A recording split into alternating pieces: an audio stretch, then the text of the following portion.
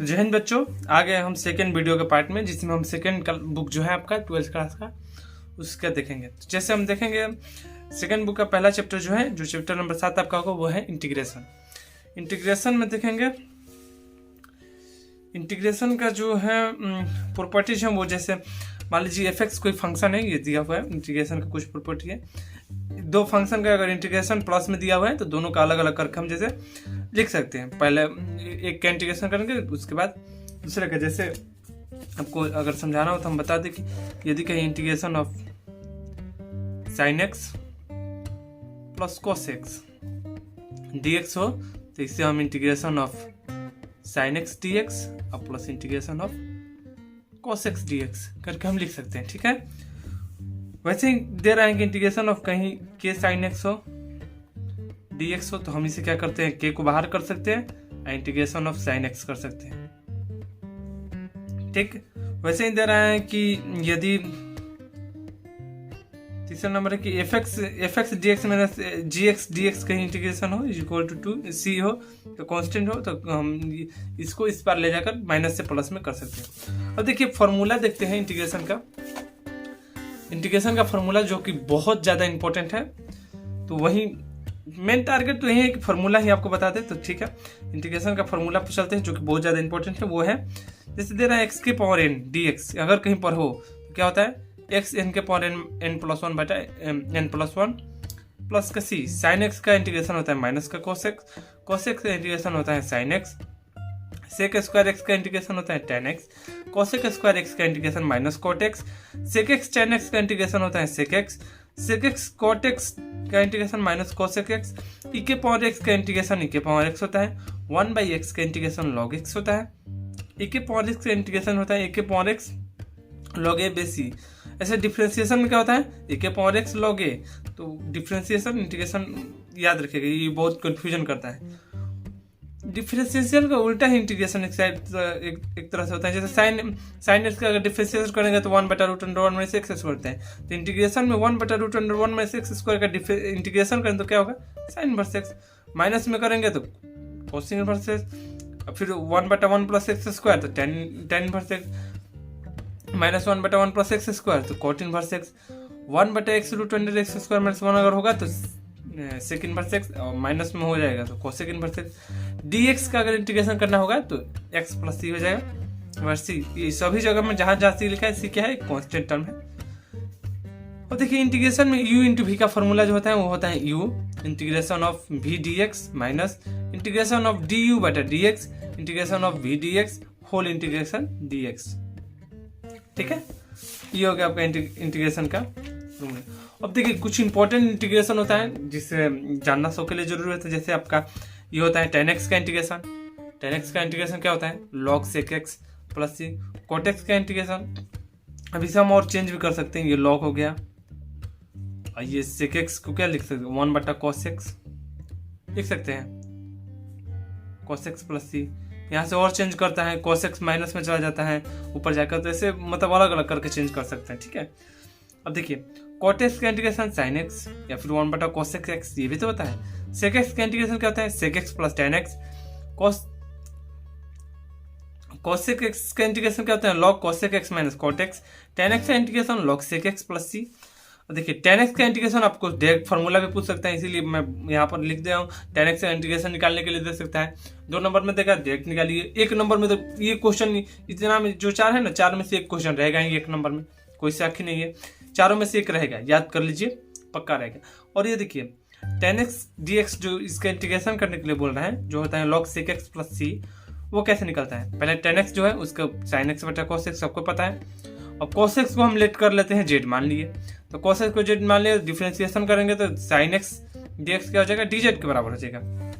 जैसे log z आ जाएगा, फिर z की जगह पर क्या है, cos x मान लेगा 1/cos x, वही आ गया ना, log 1/cos x, और 1/cos x कितना होता है, sec x। तो इस तरह से प्रूफ कर सकते हैं, बाकी सब भी ऐसे ही प्रूफ होता है।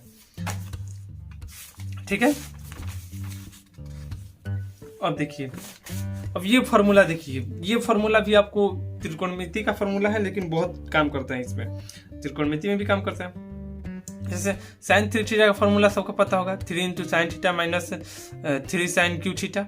4 sine cube theta, 3 sine theta का formula sine 3 theta plus 4 sine 3 theta, 4 sine cube theta का formula 3 sine theta minus sine 3 theta, sine theta का फॉर्मूला। अब देखिए साइन थीटा कहाँ से गया, साइन थीटा ये जो है 4 को 3 साइन थीटा माइनस में 3 साइड प्लस में, और ये 3 जो है बटा में कर दिया, वहीं सेम बातें उसी से निकाला गया है, तो ये जरूरी है। और देखिए cos 3 थीटा का formula 4 cos Q theta minus 4 cos theta, इसी से अब करके ये भी निकाला गया है।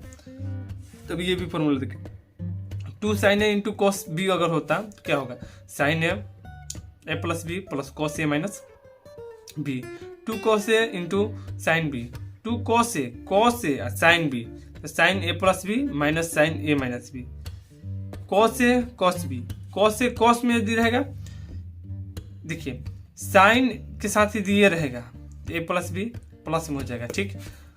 यदि cos साइन दोनों रहेगा, cos के साथ यदि ये रहेगा तो माइनस में हो जाएगा, ये देखिए। और cos साइन दोनों रहेगा तो साइन में आएगा, और cos रहे केवल cos रहेगा तो cos में आएगा, केवल साइन रहेगा तो भी cos में आएगा, तो साइन रहेगा तो माइनस में cos में आएगा, और cos रहेगा तो प्लस में cos में आएगा, ठीक है। अब ये देखिए इंटीग्रेशन का ये भी फार्मूला बहुत इंपॉर्टेंट है, ये भी डायरेक्ट फार्मूला पूछेगा, लॉन्ग में भी काम कर सकता है। इंटीग्रेशन ऑफ dx बटा x square plus a square कहीं होगा तो उसका फॉर्मूला होता है 1/2a log x माइनस ए बटा एक्स प्लस ए प्लस का सी, जहाँ सी कॉन्स्टेंट है। एक dx बटा ए स्क्वायर माइनस एक्स स्क्वायर होगा तो 1/2a log ए प्लस एक्स ए माइनस एक्स नीचे वाला ए प्लस एक्स, यानी एक बार जोड़ के एक बार घटा के, 1/2a एक log एक बार जोड़ के एक बार घटा के, जो नीचे वाला है उससे एक बार जोड़ के एक बार घटा के। dx बटा x square plus a square जो है 1/a tan inverse x by a होता है। ये भी फॉर्मूला बहुत इंपॉर्टेंट है, ये वाला तो कहना नहीं है, ये दोनों तो टिक मारा हुआ है पहले से ही। dx बटा root under x square minus a square का फॉर्मूला क्या होता है, log x plus root under x square minus a square. और dx बटा root under a square minus x square का फॉर्मूला क्या होता है, sine inverse x by a plus C. अब dx बटा root under x square plus a square का होता है log x plus root under x square plus a square plus C.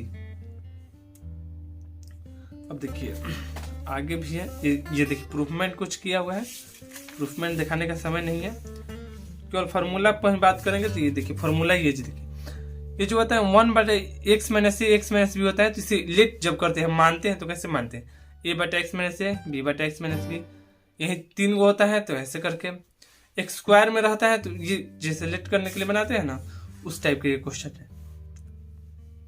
कोई क्वेश्चन लेट करने कहता है, जैसे अब इसका एक क्वेश्चन दिया होगा अगर तो बताते हैं, नहीं दिया हुआ है कोई नहीं। इंटीग्रेशन बाई पार्ट का एक क्वेश्चन है, u इंटू वी का फॉर्मूला बताए थे पहले ही, u integration v d x minus d u by d x v d x whole integration. ये u इंटू वी में सबसे मेन बात होता है निकाला कैसे जाते हैं, तो उसके लिए हम आइलेट का प्रयोग करते हैं। आइलेट जो होता है, आई मतलब होता है इनवर्स, लॉग माने एल मतलब लॉग, ए माने अलजेब्रा, फिर उसके बाद त्रिकोणमिति, उसके बाद एक्सपोनेंशियल फंक्शन, यानी जो इनवर्स होगा पहले निकालेगा, लॉग उसके बाद, अलजेब्रा उसके बाद, और त्रिकोणमिति उसके बाद एक्सपोनेंशियल जो e के पावर x या फिर 3 के पावर x ये सब निकलेगा, ठीक है। आइलेट से करके निकालते हैं। ये देखिए ये इंटीग्रेशन का फॉर्मूला भी बहुत ज्यादा इंपॉर्टेंट है, जो कि है integration of a square minus x square कहीं पर होगा तो क्या होगा, 1/2x root under a square minus x square plus 1/2 a square sine inverse x by a plus C. कोई बड़ी बात नहीं है, आपको समझ में नहीं आ रहा होगा तो ये इसमें कोई बड़ी बात नहीं है, मैं मान सकता हूँ आपको समझ में नहीं आ रहा होगा, क्योंकि ये केवल उसी के लिए है जो मतलब पहले से समझा हुआ है। केवल मेरा बस यही मकसद है कि केवल फार्मूला जो है वो दोबारा आपको दिखा सकूं कि ऐसा ऐसा फार्मूला मतलब आप पढ़े हैं, बस एक बार दिमाग में केवल घूमने लगे कि हाँ ये भी होता है। अगर आपको समझ में नहीं आ रहा है तो कोई दिक्कत नहीं है, मैं मान सकता हूँ नहीं समझ में आ रहा है, क्योंकि यदि समझ में नहीं आ रहा तो समझ लीजिए कि आप मतलब उस तरह से मतलब तैयारी नहीं किया है। चलिए कोई नहीं, ये देख लीजिए x square minus a square d x जो होगा 1/2x root under x square minus a square minus 1/2 a square log x plus root under same फिर वही वाला x square minus a square हो जाएगा, ठीक है। अब इसके बाद ये जो कुछ डिफरेंट एक्सप्लेनेशन जो होता है वो होता है, जैसे 1 + 2 + 3 + डॉट डॉट n तक रहेगा तो क्या होगा n इंटू n + 1/2, 1 का स्क्वायर प्लस 2 का स्क्वायर प्लस 3 का square plus dot dot n का स्क्वायर होगा तो n into n + 1 into n + 1/6, 1 के क्यूब प्लस 2 के क्यूब प्लस 3 के cube plus dot dot n के क्यूब होगा तो n इंटू n प्लस 1 बटा n+1/2 क्या हो जाएगा, होल का स्क्वायर हो जाएगा। सिग्मा 1 का मतलब क्या होता है, 1 1 1 कब तक, n टर्म्स तक। सिग्मा 2 का मतलब 2n, ऐसे करके। सिग्मा 3 का मतलब 3n। अब देखिए a से b f(x) dx कोई फंक्शन रहेगा, लिमिट h टेंड्स टू 0, तो h क्या हो जाएगा, r sigma r equal to 1 से लेके n तक if a plus h, where nh equal to क्या हो गया, b minus a। Property of integration देखिए, डिफिनिट इंटीग्रेशन का प्रॉपर्टी, यदि a से b आपका f(x) कोई फंक्शन रहता है तो a से b f(z) हम कर सकते हैं, dz x को हम z में बदल सकते हैं, उसका जो लिमिट है वो चेंज नहीं होता है। सेम हो, यदि a से b रहेगा f(x) dx रहेगा, यदि हम लिमिट चेंज करेंगे तो जो आपका इंटीग्रेशन का मान होगा कैसा हो जाएगा, निगेटिव हो जाएगा। 0 से a f(x) रहेगा, ये बहुत इंपॉर्टेंट है। 0 से a f(x) dx रहेगा तो 0 से a माइनस x dx हो जाएगा। a माइनस x यानी अपर लिमिट में से हम जो f(x) का मान है वो घटा देंगे। a से b f(x) dx रहेगा तो a से b रहेगा, a प्लस b लिमिट को जोड़कर x घटा देंगे, कोई अंतर नहीं आएगा। a से b f(x) dx अगर होगा तो a से c, अब देखिए a से b f(x) dx रहेगा तो इसे दो पार्टों में हम दो भाग में हम बांट सकते हैं, जैसे a से c f(x) dx और फिर c से b f(x) dx, ये c से c कट जाएगा और ये a से b फिर से f(x) dx हो जाएगा, ऐसे हम बांट सकते हैं। माइनस a से f(x) dx अगर कहीं आएगा तो उसका मान 0 होगा। कब, जब f(x) does not equal to f minus x का, f(x) जो f माइनस x का बराबर नहीं होना चाहिए। f(x) का मान रख कर देखिए, अगर f(x) माइनस में मान लीजिए f(x) इक्वल टू x की जगह पर 2 रख कर देखिए, अब फिर माइनस के 2 रख कर देखिए, अगर बराबर नहीं आता है तो उसका माइनस a से है तो क्या हो जाएगा, ये 0 के बराबर हो सकता है। माइनस a से f(x) dx 2 होगा, 2 इंटू 0 से f(x) dx, वेयर अब जब बराबर होगा तब क्या होगा, 2 इंटू 0 से f(x) dx, ठीक है। ये फॉर्मूला है 0 से 2a f(x) dx, ये फिर 2 इंटू जब f(x) इक्वल टू क्या, f 2a माइनस x के बराबर हो तब के लिए ये है कि अब देखिए आ गया एप्लीकेशन ऑफ इंटीग्रल्स, इंटीग्रेशन का एप्लीकेशन आ गया। जैसे y इक्वल टू, ये तो आप पढ़े होंगे पैराबोला में, y equal to 4ax x square equal to 4ay, ये तो पैराबोला का इक्वेशन है। इक्वेशन ऑफ इलिप्स पढ़े होंगे, x स्क्वायर बटा a square plus y square बटा b स्क्वायर इक्वल टू ये भी पढ़े होंगे। इक्वेशन ऑफ हाइपरबोला भी पढ़े होंगे। सम इम्पोर्टेंट फार्मूला में पहला फार्मूला आपका एरिया निकालने के लिए आता है। बाउंडेड किसी क्षेत्र से घिरा जो एरिया होता है उसे हम कैसे निकालेंगे, या फिर बोल देगा आकृति, दिए गए आकृति का एरिया निकालें। तो देखिए एरिया इक्वल टू होता है a से b y dx, यानी उसका हम जो मान लीजिए कोई यदि आकृति ऐसे दे दिया है, ठीक, ये 4 हो गया है, ये 5 दे दिया, अब बोल दिया कि जो घिरा हुआ क्षेत्र है इसका एरिया निकालें, तो हम इंटीग्रेशन ऑफ 5 से 4 f(x) dx करके निकाल देंगे, ठीक है। जो आपका अपर लिमिट होगा लोअर लिमिट होगा वैसे करके हम निकाल सकते हैं उसका इंटीग्रेशन निकाल के। तो ये हो गया इंटीग्रेशन के लिए, ठीक है। अब देखिए डिफरेंशियल इक्वेशन देखिए, अब ये तो सबको पता है कि f(x) को हम dy/dx बोलते हैं, y' भी बोलते हैं, f'(x) भी बोलते हैं, या फिर f(y). और देखिए डिग्री ऑफ मतलब जो घात होता है वो डिफरेंशियल इक्वेशन का घात कैसे निकालते हैं। इफ मान लीजिए कोई ऐसा है 3, इसका जो बोलेगा कि differential equation, then degree of equation कितना हो गया, 1। डिग्री ऑफ इक्वेशन 1 कैसे हो गया, डिग्री ऑफ इक्वेशन क्या है, पावर ऑफ ऑर्डर, यानी कितने ऑर्डर का है। जैसे इसका मैक्सिमम ऑर्डर कितना है, 3 है, क्योंकि इस मैक्सिमम कितने बार डिफरेंशियल होगा, 3 बार। तो इसका जो पावर होगा ना, इसका कितना पावर है, ये नहीं, ये पावर ज्यादा पावर वाला नहीं देखना है, मैक्सिमम का पावर देखना है। मैक्सिमम कितना है, 3 का पावर 1 है, इसीलिए 1 हो जाएगा, ठीक है। Order of the differential equation, maximum differential equation is equal to order.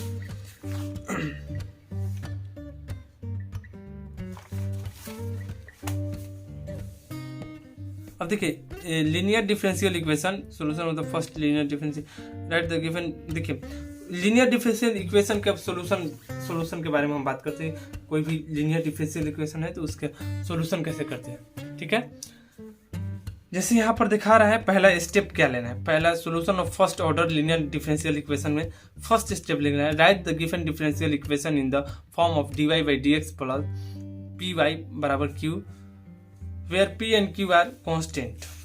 कह रहा है कि क्या करना है कि पहले जो इक्वेशन दिया होगा उसे हमें dy by dx plus py is equal to q के रूप में लिख देना है। ठीक है, जो इक्वेशन दिया होगा उसे किस रूप में लिखना है, dy by dx plus py equal to q के रूप में लिख देना है। ठीक है, p and q find the integrating factor. फिर उसके बाद if जो इंटीग्रेशन फैक्टर है समाकलन गुणांक उसे ज्ञात करना है।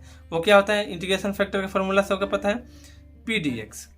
ठीक है, इंटीग्रेशन फैक्टर का फॉर्मूला याद कीजिएगा, ये डायरेक्ट पूछेगा, ऑब्जेक्टिव में डायरेक्ट पूछ देगा, केवल इंटीग्रेशन फैक्टर निकालिए। जो होता है पहले हमें इक्वेशन को ऐसे सीधा कर देना है, उसके बाद integration factor E to the power P D X होता है, dy बाई डी एक्स हो तब एक और इसका होता है। और फिर उसके बाद सोल्यूशन के लिए स्टेप थर्ड जो होगा वो क्या करना है, स्टेप थर्ड में हमें फॉर्मूला लगाना है y into integration factor is equal to integration of q into integration factor dx। ये आपका जो है स्टेप थर्ड में फॉर्मूला लगाकर हमें सॉल्यूशन निकाल लेना है। ठीक है, तो केवल यहाँ तक पूछेगा 2 नंबर में आएगा, यहाँ तक पूछेगा 5 नंबर में आएगा। ठीक है, तो ये बहुत जरूरी है, यहाँ तक ये तो रहेगा ही। और सॉल्यूशन पे भी एक क्वेश्चन रहेगा, इंटीग्रेशन फैक्टर से एक क्वेश्चन रहेगा, एक क्वेश्चन का 2-3 क्वेश्चन कह दीजिए रहेगा। अब देखिए ये तो आपका dy बाई dx के रूप में हो गया। ठीक है, अब एक होता है आपका dy बाई dx के रूप में, नोट कीजिए, ये देखिए ये तो आपका फर्स्ट हो गया। सेकंड आपका जो रहेगा, सेकंड नोट वो रहेगा dx बटा dy प्लस में होगा px is equal to q, इस टाइप का रहेगा, dx बटा dy रहेगा। तब आपका इंटीग्रेशन फैक्टर जो होगा वो क्या हो जाएगा, e to the power p dy, dx की जगह पे क्या हो जाएगा, dy हो जाएगा। ठीक, और आपका जो थर्ड स्टेप जो था सॉल्यूशन के लिए वो होगा y into integration factor, x into integration factor, y की जगह पर क्या हो जाएगा x, q into integration factor और dx की जगह पर क्या हो जाएगा dy, क्योंकि ये y के ये x के सापेक्ष हो रहा है, ये किसके सापेक्ष हो रहा है, y के सापेक्ष। तो ये मत कीजिएगा कि इसका उल्टा कर दीजिए, हो सकता है कि dx बाई dy या फिर dy बाई dx हो सकता है। बस हमें ये ध्यान रखना है कि dy बाई dx के गुणांक में कुछ नहीं होना चाहिए, ये सिंगल इस रूप में लेकर आ जाना है, इस रूप में लेकर आ जाइए बस हो जाएगा। यदि dy बाई dx रहेगा तो यहाँ पर y रहेगा, और dx बाई dy रहेगा तो यहाँ पर x रहेगा। सिंपल बात है, q की जगह पर कुछ भी हो सकता है, उसके लिए कोई दो राय नहीं है। अब देखिए आगे जो है वो वेक्टर से अब हम बात करेंगे, वेक्टर से कौन सा क्वेश्चन आएगा। यूनिट वेक्टर पता है, यूनिट वेक्टर किसे कहते हैं, डायरेक्ट वेक्टर के टाइप से जीरो वेक्टर किसे कहते हैं, शून्य सदिश जिसका क्या हो, डिटरमिनेंट का मान क्या हो, शून्य हो, उसे शून्य सदिश। यूनिट वेक्टर जिसका डिटरमिनेंट का मान क्या हो, 1 हो, उसे यूनिट वेक्टर कहते हैं। अब देखिए एक लिखा हुआ unit vector along x axis, x axis के अलोंग यूनिट वेक्टर क्या होता है आई कैप, वाई एक्सिस के अलोंग जे कैप, जेड एक्सिस के अलोंग के कैप। ठीक है, यूनिट वेक्टर। अब यूनिट वेक्टर अलोंग किसी वेक्टर के, मान लीजिए कोई एक वेक्टर है, देखिए मान लीजिए कोई वेक्टर है ए, वेक्टर ए के अलोंग अगर आपको निकालना है, वेक्टर ए के अलोंग यदि आपको यूनिट वेक्टर निकालना है तो यूनिट वेक्टर निकालना तो क्या होता है, vector A upon determinant of vector ए, यानी वेक्टर ए जो होगा वो स्वयं उसका डिटरमिनेंट किसी वेक्टर के उसके डिटरमिनेंट से हम भाग दे देते हैं, उससे क्या निकलता है, हमारा यूनिट वेक्टर निकलता है। इक्वल सदिश, सामान्य सदिश जो होता है वो सबको पता है, दो सदिश जब आपस में समान हो, यानी x1 equal to x2, y1 equal to y2, z1 equal to z, जैसे दिखा रहा है वो होता है, तो हमें क्या बोलते हैं, उसे सामान्य सदिश बोलते हैं।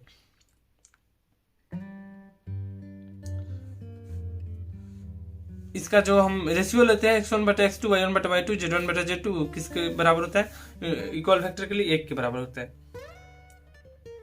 ऑपोजिट वेक्टर किसे कहते हैं, same magnitude same magnitude and opposite direction, वैसा वेक्टर जिसका मैग्नीट्यूड सेम हो और डायरेक्शन ऑपोजिट हुआ। और इसका यदि हम रेशियो लेंगे x1 बटा x2, y1 बटा y2, z1 बटा z2 तो क्या -1 के बराबर है। लाइक वेक्टर का यदि हम रेशियो लेते हैं, 2 और मोर वेक्टर्स हैविंग सेम डायरेक्शन, दो से अधिक वेक्टर क्या हो, सेम डायरेक्शन में हो, तो उसे हम लाइक वेक्टर कहते हैं। ठीक है, और ये जो लाइक वेक्टर होता है उसका यदि हम रेशियो लेते हैं तो क्या होता है, पॉजिटिव होता है। अनलाइक वेक्टर, 2 और मोर वेक्टर हैविंग अपोजिट डायरेक्शन, जो अपोजिट, 2 और 2 से अधिक वेक्टर जो अपोजिट डायरेक्शन में अनलाइक वेक्टर हो गया, उसका जो रेशियो हम लेंगे वो क्या आएगा, निगेटिव आएगा। अब देखिए कोलिनियर के लिए क्या होता है, संरेखीय। कोलिनियर के संरेखीय सदिश के लिए क्या होता है, संरेखीय सदिश जब भी निकालना होता है तो 2 यदि वेक्टर दिया हुआ है जिसे x1/x2, y1/y2, z1/z2 करने पर यदि कोई कांस्टेंट टर्म यानी एक फिक्स अंक आता है तो उसे वो क्या हो गया, संरेखीय हो गया। या फिर vector A equal to M vector B where A B is vector collinear चीज मान लीजिए। अब कोप्लेनर के लिए क्या होता है, the vector which lie in same plane, coplanar and same plane. मान लीजिए एक प्लेन है, इसमें यदि 2 वेक्टर, मान लीजिए ये प्लेन है, ये कौन सा प्लेन है, ये एक्स हो गया, ये वाई हो गया, तो ये कौन सा है, एक्स वाई प्लेन हो गया, एक्स वाई प्लेन हो गया।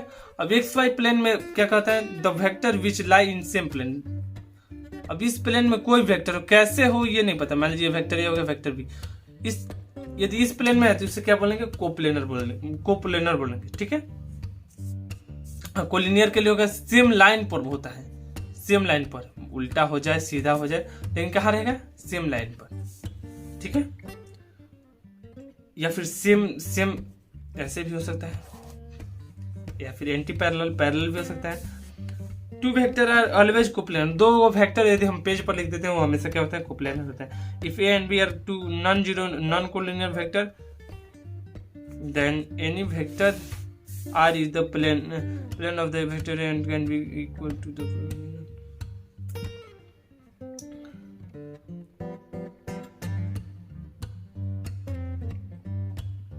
देखिए बोल रहा है कि E कोई वेक्टर दिया हुआ है, B भी कोई वेक्टर दिया हुआ है और C भी कोई वेक्टर दिया हुआ है। बोल रहा है 3 कोप्लेनर वेक्टर, यदि ये क्या है, कोप्लेनर हो यानी संरेखीय हो, नहीं कोप्लेनर यानी समतलीय हो, तो उसका जो हम एथी निकालेंगे, डिटरमिनेंट निकालेंगे, जैसे x1 x2 x3 y1 y2 y3 करके, तो उसका मान कितना होना चाहिए, 0। अब इसका उल्टा पूछ देता है, अब यहाँ पर दे देगा कोप्लेनर करने के लिए, अब बोलेगा सिद्ध कीजिए कोप्लेनर है, तो उसका डिटरमिनेंट हम 0 निकाल कर दिखा देंगे तो वो क्या हो जाएगा, सिद्ध हो जाएगा। हमारा क्या है, ये कोप्लेनर वेक्टर है।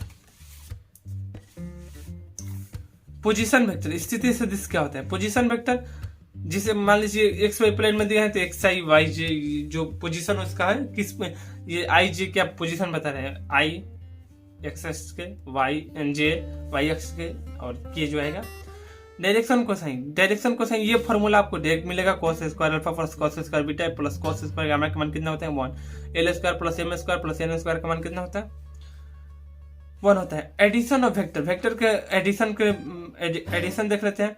वेक्टर का एडिशन होता है ट्रायंगल लॉ ऑफ एडिशन का ट्रायंगल लॉ होता है। ट्रायंगल लॉ एडिशन में क्या होता है, ए बी जो होगा A B plus B C plus C, ये तीनों वेक्टर को जो ऐसे जा रहा है ए बी और बी सी, और ये ऐसे जा रहा है ऐसे, और ये जो मिल रहा है ये 2 लाइन जिससे मिल रहा है वो तीनों को यदि जोड़ देंगे तो कितना हो जाएगा, 0 के बराबर हो जाएगा। डायरेक्शन रेशियो के बारे में देख लीजिए कुछ, यदि कोई वेक्टर एक दिया हुआ है एक्स आई प्लस वाई जे प्लस जेड के, देन डायरेक्शन रेशियो जो होगा एक्स का, उसका जो आई जे का जो गुणांक होता है उसे हम डायरेक्शन रेशियो बोलते हैं। जैसे आई का गुणांक क्या है एक्स, जे का गुणांक वाई और के का गुणांक जेड, तो उसे डायरेक्शन रेशियो निकाल देंगे। ठीक है, इफ यदि कोई है एक vector A and B, then the A B जो होगा वो इतना हो गया, तो डायरेक्शन रेशियो क्या, बस वही आई जे के डायरेक्शन रेशियो, अगर कोई वेक्टर दिया हुआ है तो डायरेक्शन रेशियो क्या होता है, उसका आई जे का जो गुणांक होता है। ठीक है, अब देखिए अब एल क्या होता है आपका, ये जो हम बताए थे direction cosine, L M N होता है, एल जो होता है कॉस अल्फा होता है, cos beta cos gamma N होता है, ये आपको बताए थे आप। इंपॉर्टेंट फॉर्मूला ये जो हम बताए थे पहले भी बताए थे, L square plus M square plus N square क्या होता है 1 के बराबर होता है, cos square alpha plus cos square beta plus cos square gamma कितना होता है 1 के बराबर, sine square alpha plus sine square beta plus sine square gamma 2 के बराबर होता है, cos 2 alpha cos 2 beta cos 2 gamma -1 के बराबर होता है। ये क्वेश्चन चारों में से 3 है 4 है, चारों में से एक आपका रहेगा। कोई शक नहीं है। और देखिए डिस्टेंस किसी वेक्टर 3D में डिस्टेंस कैसे निकाला जाता है। ए से बी मान लीजिए कोई पॉइंट दे दिया है, पॉइंट के बीच का डिस्टेंस, ज्वाइनिंग पॉइंट के बीच का डिस्टेंस जो होता है रूट अंडर होता है x2 - x1 का स्क्वायर, दूसरा में से पहला प्लस दूसरा में से y2 - y1 का स्क्वायर प्लस z2 - z1 का स्क्वायर। डायरेक्शन रेशियो सबको पता है i j k का जो होता है। और डायरेक्शन कोसाइन कैसे होता है, डायरेक्शन रेशियो बटा में यदि हम उस वेक्टर का मॉडुलस कर देंगे तो क्या होगा, डायरेक्शन कोसाइन। यानी हम कह सकते हैं dc = dr upon modulus of vector,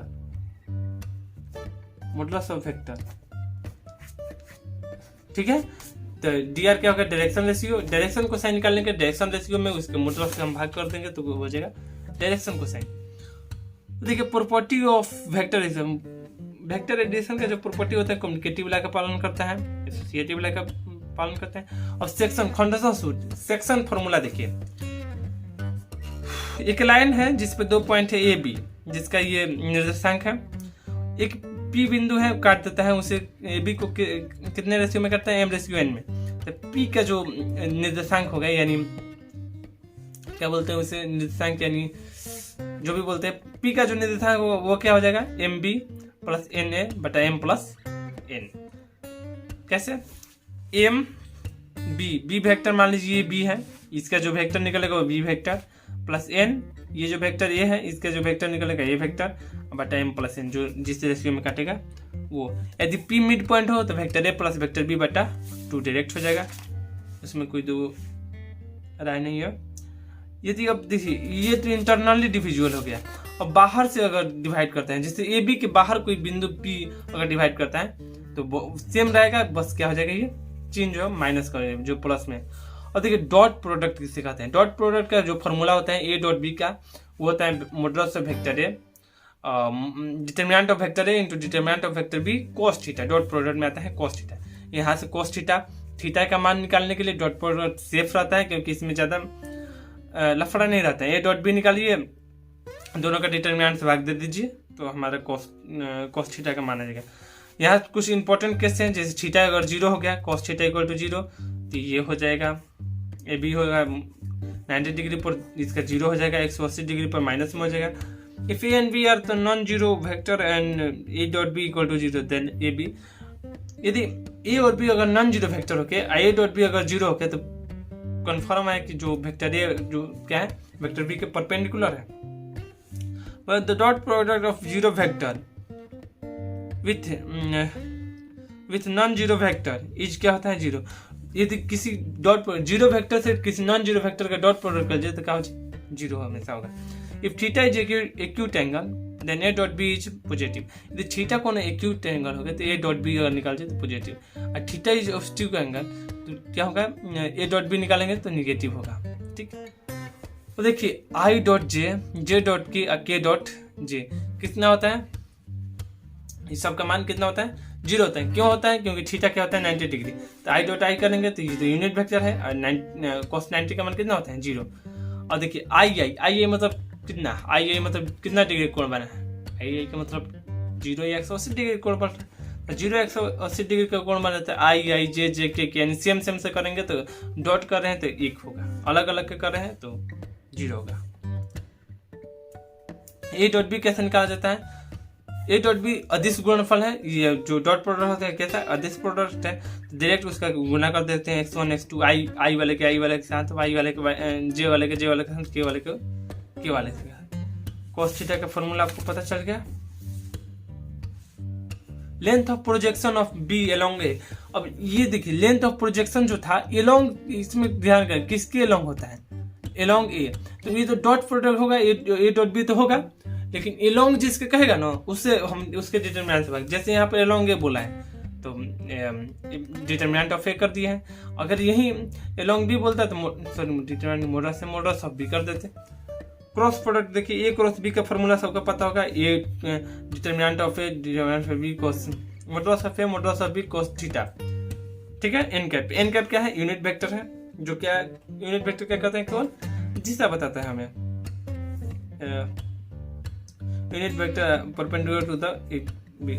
A cross B क्या होता है, does not follow commutative law, does not follow associative law, ठीक है, इट इज फॉलो डिस्ट्रीब्यूटिव, ये ना ही कम्युनिकेटिव लॉ का पालन करता है ना ही एसोसिएटिव लॉ का पालन करता है, किसका पालन करता है, डिस्ट्रीब्यूटिव वितरण नियम का केवल पालन करता है, कन्वीनियंस आचार नियम का पालन नहीं करता। इसका भी कुछ केस है, ये जो आपका साइन थीटा एक डॉट बी जीरो हो जाएगा थीटा। अब देखिए I dot I J dot के डॉट के, ये क्या होता है, जीरो होता है, क्योंकि आई डॉट आई के बीच का कोण कितना हो गया, 0 डिग्री, साइन जीरो के बाद 0, सेम ये हो जाएगा 0। और देखिए आई जे के, इसके लिए उसके लिए तो डायरेक्ट हो जाता था, उसके लिए डायरेक्ट 0 हो जाता था और इसका मान 1 हो जाता था, लेकिन इसमें एक एंटी क्लॉक और क्लॉक वाइज का नियम चलता है, ठीक, क्लॉक नियम चलता है। जैसे आई जे के यदि हम मान ले और ये एंटी क्लॉक वाइज दिशा से घूम रहा है तो पॉजिटिव है, जैसे आई जे होगा तो के हो जाएगा, के आई होगा तो जे हो जाएगा, जे के होगा तो आई हो जाएगा, यदि एंटी क्लॉक वाइज घूम रहा है तो। लेकिन इसे क्लॉक वाइज घुमा दे, जैसे आई के पूछते, आई के तो क्या हो जाएगा, जे हो जाएगा, के जे तो क्या हो जाएगा, नहीं आई के पूछते तो कितना माइनस जे, जे आई तो माइनस का के, इस तरह से माइनस में हो जाएगा, ठीक है। ए क्रॉस बी निकाला कैसे जाता है, मान लीजिए ए दे दिया, कोई बी वेक्टर दे दिया, इसका ए क्रॉस बी वेक्टर पूछ दिए, तो आई जे के निकाल के x1 y1 z1 s2 y2 z2 करके निकाल। एरिया ऑफ पैरेललोग्राम, पैरेललोग्राम का जो एरिया होता है वो क्या होता है, ए क्रॉस बी के बराबर होता है। एरिया ऑफ द ट्रायंगल, किसी ट्रायंगल एबीसी का यदि एरिया निकालना होगा तो 1/2 जो वेक्टर दिया होगा उसका क्रॉस कर दीजिए, ठीक है। अब देखिए आगे है जो स्केलर ट्रिपलेट, आपकी जरूरत कुछ नहीं है। अब देखिए 3 डायमेंशन ज्योमेट्री में हम पढ़ेंगे direction cosine and direction ratio of A line. किसी लाइन का डायरेक्शन कोसाइन कैसे, मान लीजिए एक लाइन है, उसका हमें डायरेक्शन रेशियो, तो लाइन जो है ये LMN क्या बोलते हैं, इसे डायरेक्शन कोसाइन बोलते हैं। डायरेक्शन कोसाइन तो क्या होता है, a बटा root under a square plus b square plus c square, b बटा root under a square plus b square plus c square, c बटा root under a square plus b square plus c square. ये आपको पहले भी बताए हैं, बहुत ज्यादा इंपॉर्टेंट है, 1 नंबर का क्वेश्चन हो सकता है, डायरेक्ट पूछते इसका, ये देकर पूछते इसका मान कितना है, ठीक है। अब देखिए direction cosine of A line passing through 2 point, एक लाइन का डायरेक्शन कोसाइन जो 2 पॉइंट से पास होता है, तो डायरेक्शन कोसाइन ऑफ PQ, और देखिए x2 माइनस x1 बटा PQ, y2 माइनस y1 बटा PQ, और यानी z2 माइनस z1, जो ये क्या हो गया, ये जो हो गया आपका डायरेक्शन रेशियो हो गया, और इसका PQ हो गया डायरेक्शन कोसाइन, ठीक है। Direction cosine of x axis का डायरेक्शन कोसाइन क्या होता है, 1 0। जिस एक्सिस का डायरेक्शन कोसाइन पूछेगा उसको 1 रख दीजिएगा, बाकी सब करके कर दीजिए 0 के। जैसे x एक्सिस का डायरेक्शन कोसाइन 1 0 0, y एक्सिस का 0 1 0, z एक्सिस का 0 0 1, ठीक है। अब उसके बाद एंगल बिटवीन इस 2 लाइंस, कोस थीटा का ये वाला एंगल वाला फॉर्मूला जान लीजिए, cos theta L1 L2 plus M1 M2 N1 N2 equal, 2 line क्या बोल रहा है, L1 M1 N1 and L2 M2 N2 are the direction cosine of 2 line, 2 line के डायरेक्शन कोसाइन है, and theta is the acute angle between 2 line, और दोनों line के बीच का जो एंगल है, एक्यूट एंगल है, क्या है, थीटा है, तो कोस थीटा का फॉर्मूला ये हो जाएगा, ठीक है। अगर किसी चीज को पैरेलल यदि सिद्ध करना है तो A1/A2 B1/B2 C1/C2 अगर आता है तो वो क्या होता है, पैरेलल होता है। यदि उसी हम परपेंडिकुलर सिद्ध करना होगा तो A1A2 plus B1B2 plus C1C2 हमें 0 के बराबर यदि आता है तो क्या हो जाएगा, परपेंडिकुलर हो जाएगा, ठीक है। Vector equation of A line that passing through the given point whose position vector is vector A and parallel to a given vector vector B। यानी ये कह रहा है कि vector equation of A line that passing through a given point whose position vector, एक position vector किसी vector का दिया हुआ है वेक्टर A, और उसका एक पैरेलल वेक्टर है वेक्टर B के पैरेलल जो है, उसका जो वेक्टर है वो क्या हो गया, वेक्टर R इक्वल टू क्या हो जाएगा, vector A plus lambda vector. The equation of a line through a point x1 y1 z1 and having direction cosine element। Equation of A line, एक लाइन है जिसका जो पॉइंट है x1 y1 z1, line का equation पूछ रहा है जो क्या करता है, थ्रू अ पॉइंट कितना x1 y1 z1 पॉइंट से, और इसका डायरेक्शन कोसाइन कितना है, एलिमेंट हो, तो उस लाइन का जो हमारा इक्वेशन होगा वो इस तरह से निकलेगा, ठीक है। और कुछ है cos थीटा का फॉर्मूला, ये तो पता है बहुत ही। cos थीटा का ये फॉर्मूला b1 डॉट ये क्या है, कब ये वाला फॉर्मूला कब लगाना है, जब if theta is the acute angle between r and r, तो आपको वेक्टर दे दे, वेक्टर r और इस तरह से आपको दे दे, तो इस तरह से थीटा का लगा दीजिएगा। डिस्टेंस बिटवीन पैरेलल लाइन के बीच का डिस्टेंस कितना होता है, vector b into A, vector a2 minus a1 बटा मॉडुलस ऑफ वेक्टर b, ठीक है। Equation of a parallel line from equation,